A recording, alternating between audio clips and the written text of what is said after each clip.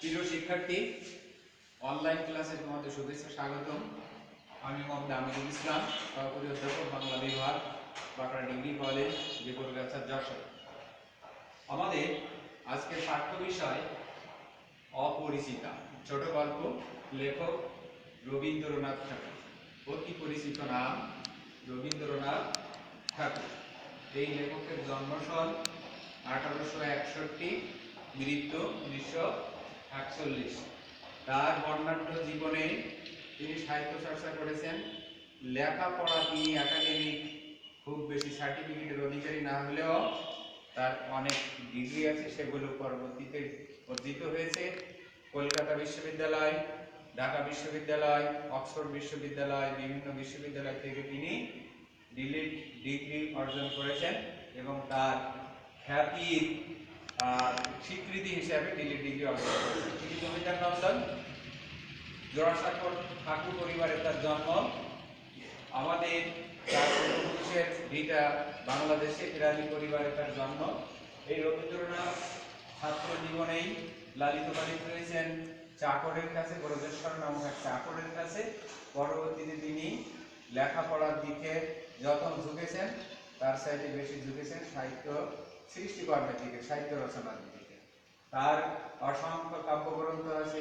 মানুষের সোনার তরী, পুরু বিপুবের হাওয়া, পুবের হাওয়া নাই, চিতালি, চৈতালি, চিত্রা, কলাকা, খনিকা ইত্যাদি তার কাব্যগ্রন্থ। আর কাব্যনাট্য, ছোট গল্প সমগ্র, অসংখ্য অসংখ্য প্রবন্ধ তিনি রচনা করেছেন। উপন্যাসের গুটিকত উপন্যাস তিনি রচনা করেছেন, কিন্তু সমস্ত উপন্যাসই সত্যকথার দাবি রাখে। বিশেষ করে গোড়া উপন্যাস, মহাকাব্যিক উপন্যাস রচনার মাধ্যমে কবি সাংঘাতিক তার ঔপন্যাসিক পরিপক্কতার পরিচয় দিয়েছে। আমরা এই লেখকের আজকের লেখা আমরা অপরিচিতা আলোচনা করতে চাইছি। ছোট গল্প আমরা আগের ক্লাসে বলেছিলাম, ছোট গল্প আকারে ছোট হলেই কিন্তু সেটা ছোট নয়। ইতিপূর্বে আমরা শরৎচন্দ্রের বিলাসী গল্প আলোচনা করেছি, সেখানে মানব মানবের প্রেম কাহিনী। আজকেও এইটা হচ্ছে রোমান্টিক একটা গল্প, অপরিচিতা গল্প। এই অপরিচিতা গল্পের শুরুতেই আমাদের পাওয়া যায় নাটকীয় ভঙ্গিমায় শুরু হয়েছে এবং সেখানে এই গল্পের নায়ক অনুপমের দৈহিক সৌন্দর্যের বিবরণ সেখানে পাওয়া যায়। সেখান থেকে শুরু হয়েছে এবং সামাজিক অবস্থার বিবরণ, দাম্পত্য জীবনের তাদের বিবাহ সম্বন্ধ সংগঠিত হতে পারেনি, সংকট তৈরি হয়েছিল। সেই সংকটের ভিতর দিয়েই গল্পের পরিসমাপ্তি কিভাবে ঘটেছিল সেইটাই আমাদের আলোচ্য বিষয়। আমরা প্রথমে দেখব নিম্নবিত্তের হঠাৎ বৃত্ত লাভের ফলে পরিচয় সম্পর্কের সংকট। আমাদের গল্পের নায়ক অনুপম বিত্তহীন পরিবারের, নিম্নবিত্ত পরিবারের একটা ছেলে ছিল। বাবা আইন ব্যবসা করে অনেক টাকা পয়সা রোজগার করেছেন, কিন্তু অনুপমের ছোটবেলায় তার বাবার প্রয়াণ ঘটে গেছে, মৃত্যু ঘটে গেছে। পরবর্তীতে মামার সান্নিধ্যে তিনি বড় হয়েছেন এবং মাও ছিল মামার পরিবারে, সেই পরিবারে থেকে বড় হয়েছেন। কিন্তু অনুপমের নিজস্বতা আমরা সেখানে খুঁজে পাইছি খুবই কম, পাওয়া যায়নি। মামা যা বলে সেটাই তিনি করেছেন। তারপরে তৎকালীন সমাজ সভ্যতা, মানবতার অবমাননা কিভাবে ঘটেছে। রবীন্দ্রনাথ যদিও জমিদার নন্দন, কিন্তু তিনি সেটা অকপটে সেই সমাজ বাস্তবতা তুলে ধরেছেন। এখানে বিত্তহীনদের কোনো মূল্য নেই, বা আমাদের মামা যেটা বলবেন, অনুপমের মামা যেটা বলবেন সেটাই সমাজে প্রতিষ্ঠিত হবে।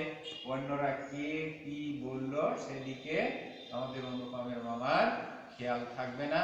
এটাই হচ্ছে সমাজের প্রতিবোধের প্রতিনিধি আমাদের অনুপমের মামা।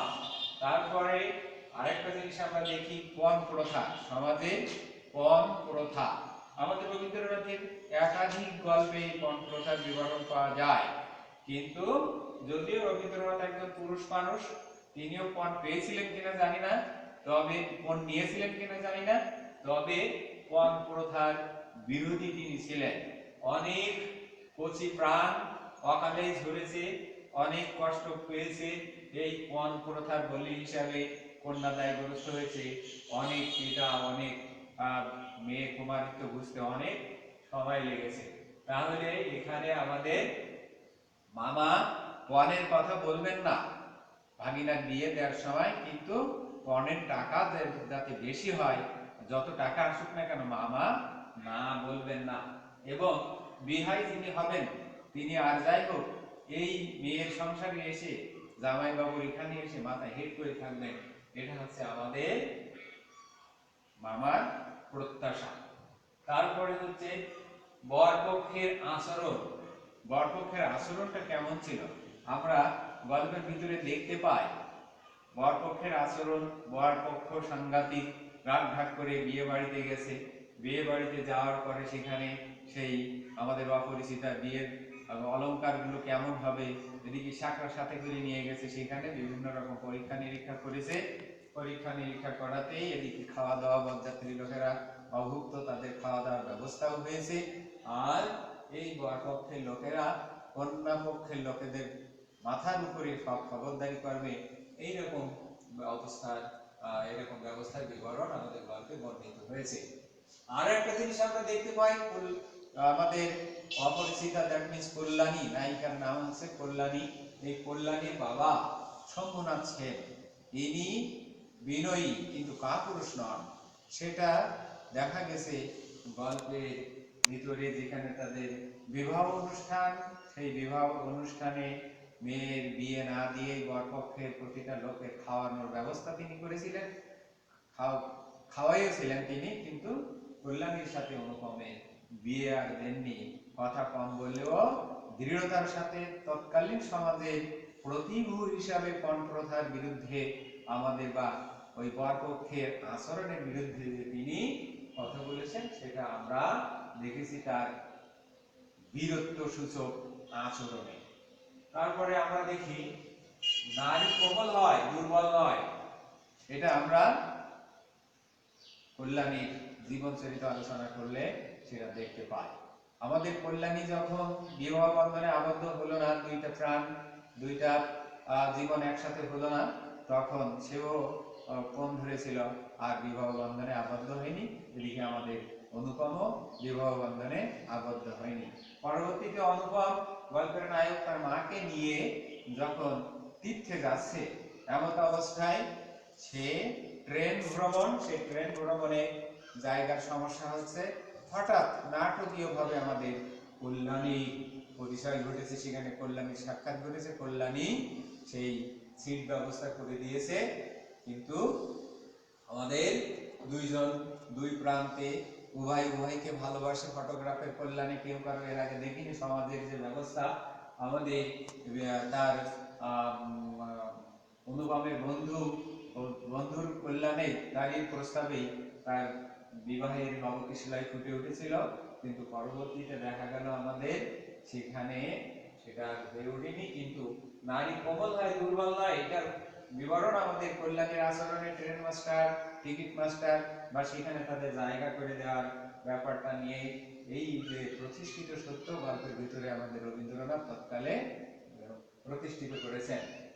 আর যদিও তারা বিবাহ বন্ধনে আবদ্ধ হতে পারেনি, কিন্তু আমাদের অনুপম